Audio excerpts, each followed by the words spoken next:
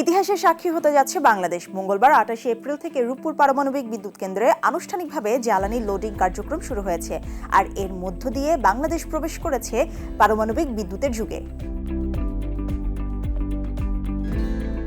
সাধারণত পারমাণবিক বিদ্যুৎ কেন্দ্রে একবার পূর্ণমাত্রায় জ্বালানি অর্থাৎ ইউরেনিয়াম লোড করলে 1.5 বছর বিরতিহীনভাবে বিদ্যুৎ পাওয়া যায়।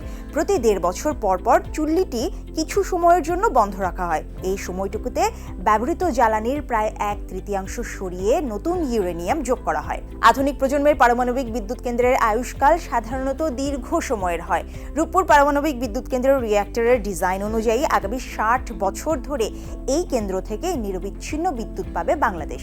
তবে প্রয়োজনীয় মেরামত, কারিগরি আধুনিকায়ন এবং রক্ষণাবেক্ষণ সাপেক্ষে এই আয়ু আরও 20 থেকে 30 বছর পর্যন্ত বাড়ানো সম্ভব। পরমাণু বিভাজন বা নিউক্লিয়ার ফিশন প্রক্রিয়ার মাধ্যমে তাপ তৈরি করে বিদ্যুৎ উৎপাদন করা হয়, আর এতে ব্যবহার করা হয় ইউরেনিয়াম 235।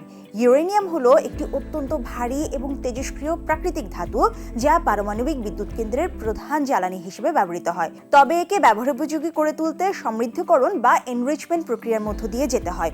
রূপপুর কেন্দ্রে 3 থেকে 5% মাত্রায় সমৃদ্ধ ইউরেনিয়াম 235 আইসোটোপ ব্যবহার করা হবে। এটি মূলত ছোট কালো সিলিন্ডার আকৃতির প্লেট হিসেবে থাকে।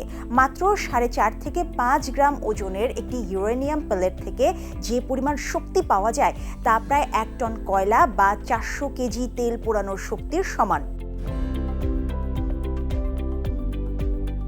জিরকোনিয়াম অ্যালয়ের তৈরি টিউব বা ফুয়েল রড এই পেলেটগুলো দিয়ে পূর্ণ করা হবে।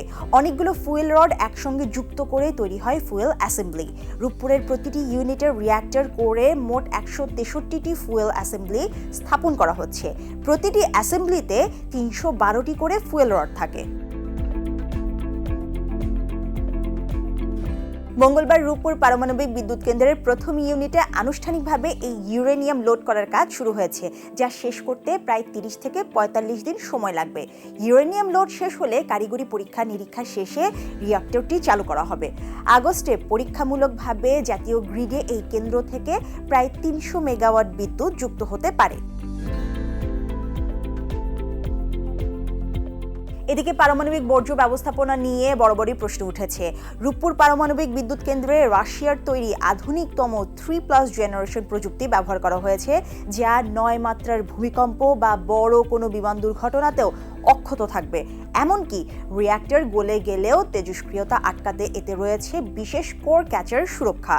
অন্যদিকে বর্জ্য নিয়ে শঙ্কার অবসান ঘটিয়ে রাশিয়া চুক্তিবদ্ধ হয়েছে যে ব্যবহৃত ইউরেনিয়াম বা তেজস্ক্রিয় বর্জ্য তারা নিজস্ব ব্যবস্থাপনায় নিজ দেশেই ফেরত নিয়ে যাবে, ফলে পরিবেশের ক্ষতির সম্ভাবনা থাকছে না।